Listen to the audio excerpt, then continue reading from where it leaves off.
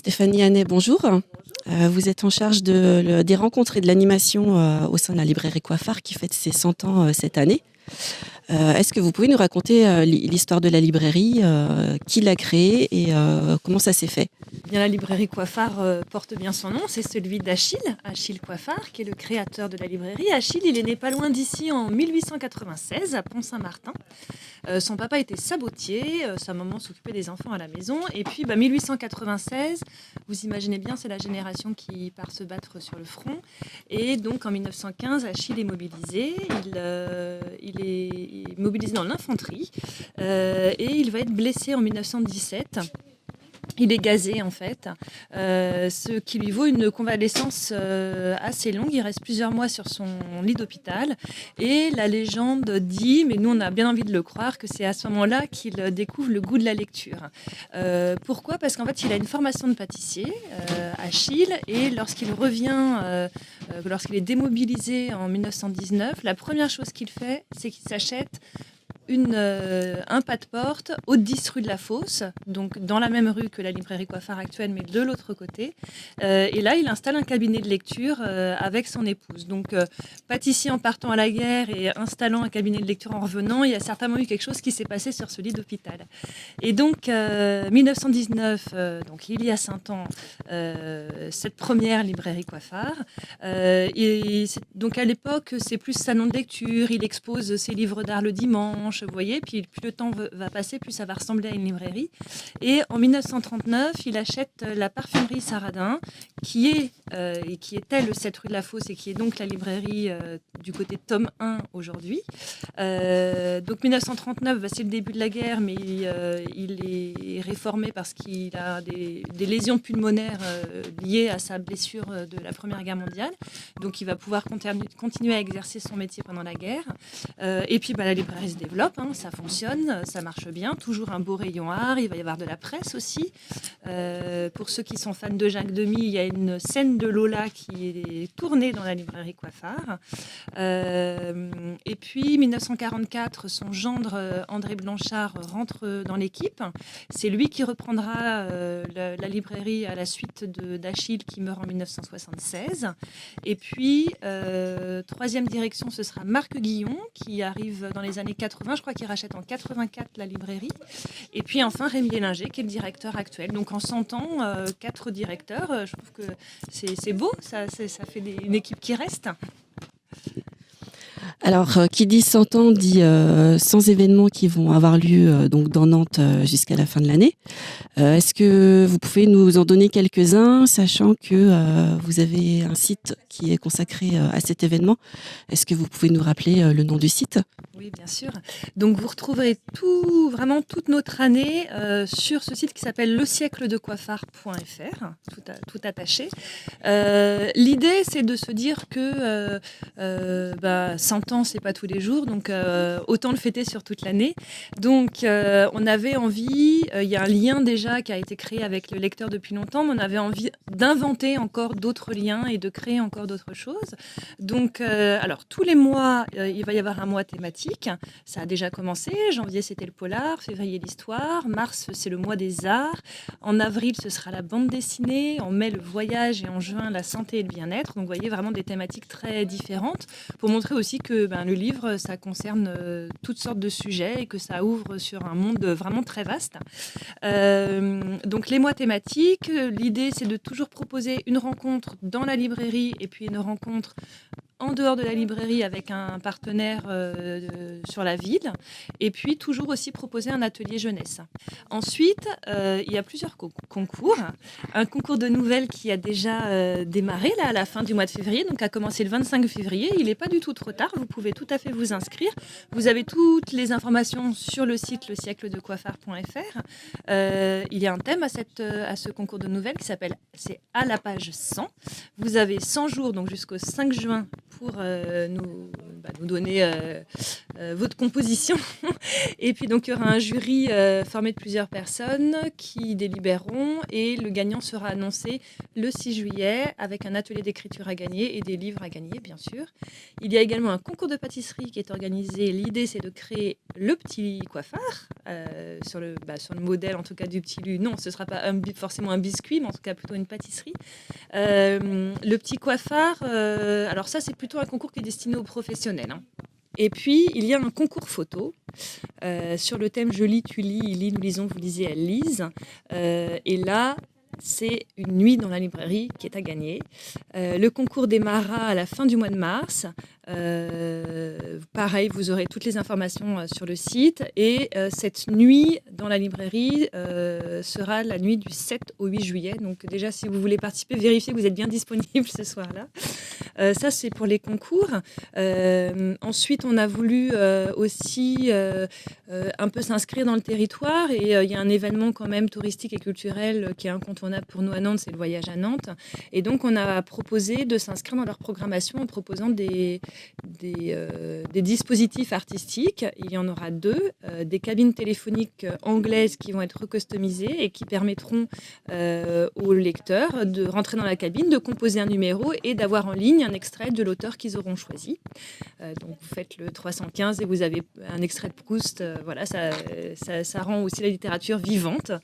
Et le deuxième dispositif, alors il est un peu gardé secret parce qu'on va le dévoiler pendant la nuit du siècle qui s'accole à la nuit du Van, donc la nuit du 6 juillet, qui sera une œuvre artistique réalisée par Stéphane Philippot et qui s'appellera Le liseur aux Canaries, ça on peut déjà le dire, et qui se situera en hauteur au-dessus de la librairie. Des rencontres avec des auteurs Oui, alors bien sûr, les mois thématiques, ça nous permet de faire venir l'auteur dans la librairie et puis de rencontrer son public. Là, au mois de mars, il y a plein de choses. Le mois des arts, évidemment, c'est riche. On propose, alors, d'abord d'aller enquêter dans les tableaux, dans les œuvres d'art avec Christos Markogiannakis, qui a écrit 2 livres qui s'appellent Crime au Louvre et... il y en a un qui se passe aussi au musée d'Orsay, pardon. Et il est génial, ce monsieur. C'est des espèces d'enquêtes criminal-artistiques, je ne sais pas comment dire, mais qui permet vraiment de rentrer dans l'art d'une manière différente et assez ludique. Et ça, il vient le 16 mars. C'est un partenariat avec l'Université permanente. Il sera à l'Amphi Carnéis à 15h. Après, 2 rencontres. Alors, je peux peut-être déjà... je peux vous montrer le livre. On a invité Gaëlle Josse, qui vient de faire paraître ce livre, Une femme en contre-jour, aux éditions Noir sur Blanc. Gaëlle Josse, c'est pas une nouvelle venue sur la scène littéraire, mais vraiment, quand on a lu ce livre, ça a été un coup de cœur immense. Et elle parle de Viviane Meyer, cette photographe qui est décédée, je ne sais plus si c'est 2007, 2008, 2009, enfin, il y a une dizaine d'années, américaine, avec des origines françaises. Et en fait, c'est un jeune homme qui a découvert une œuvre photographique, mais absolument incroyable, dans un garage. Il a racheté au fur et à mesure cette œuvre, et il s'est dit, mais c'est pas possible, il y a une artiste derrière tout ça.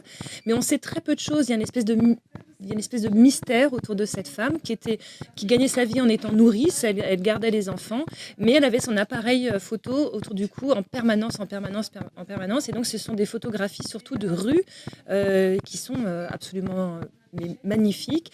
Et donc, Gaëlle Josse part à la recherche de cette femme, de son histoire. Et en même temps, c'est très pudique. Enfin, vraiment, c'est un énorme coup de cœur. On l'a sélectionné pour notre prix du roman Coiffard.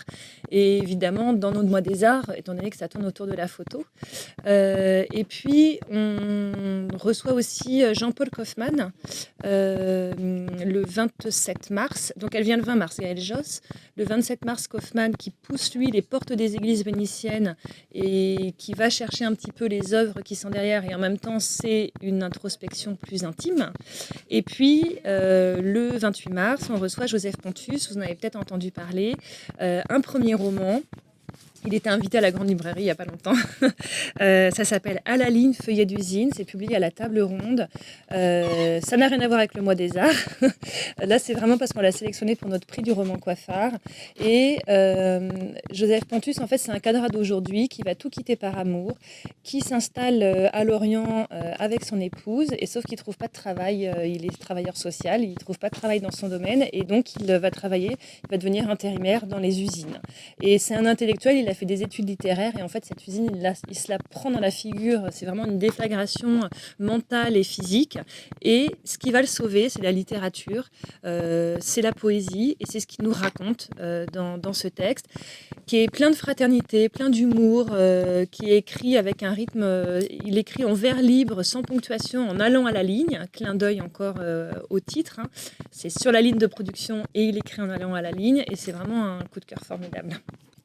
Et enfin, celui-ci, j'ai très envie d'en parler, Emmanuel Serrault, On va revoir les étoiles, qui est publié chez Philippe Ray. Vous voyez comme la couverture est jolie, et bien le livre il est joli comme ça aussi.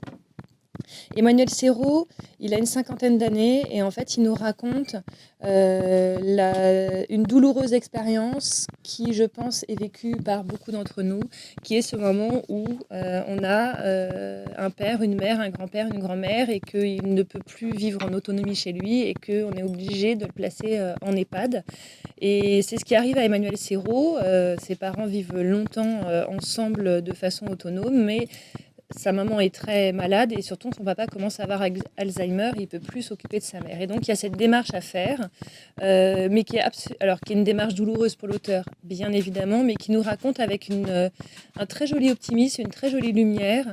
Il y a des moments où on a vraiment la boule au ventre et c'est aussi plein d'amour.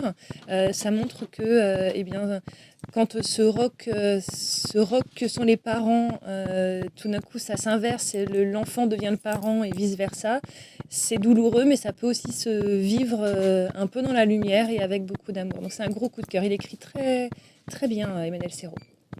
Est-ce qu'il y a un événement ou quelque chose en fait que vous rêveriez d'organiser et qui n'a pas encore été fait? Un invité qui serait inaccessible, qu'on ne peut pas avoir il y en a plein en fait. Alors d'abord, il y a toujours... Je trouve qu'à tous les jours pratiquement, de toute façon, il y a quelque chose à inventer. Il y a toujours des surprises. On a des rencontres qu'on nous propose parfois auxquelles on ne s'attendait pas. Enfin, il y a toujours des surprises. Après, un événement en particulier... Ce serait cool qu'on ait Modiano un jour, par exemple. Hein. Franchement, il y en a pas un. Si, après, il y a des auteurs comme ça, Modiano, Le Clésio, qui sont un peu des légendes, qui sont sur un espèce de truc un peu inaccessible. Après, je ne sais pas, est-ce qu'il faut désacraliser ça ou pas? Peut-être pas. En tout cas, une chose est sûre, c'est que chaque nouvelle rencontre, c'est toujours une surprise. Il n'y a aucun événement qui se ressemble et c'est toujours une rencontre. Et ce qui est formidable, c'est qu'il y a toujours de l'humain en fait derrière tout ça. C'est-à-dire que la lecture, c'est rentrer dans un monde et c'est s'approprier une histoire. Mais les rencontres avec les auteurs, moi, je trouve que ça apporte toujours un petit plus.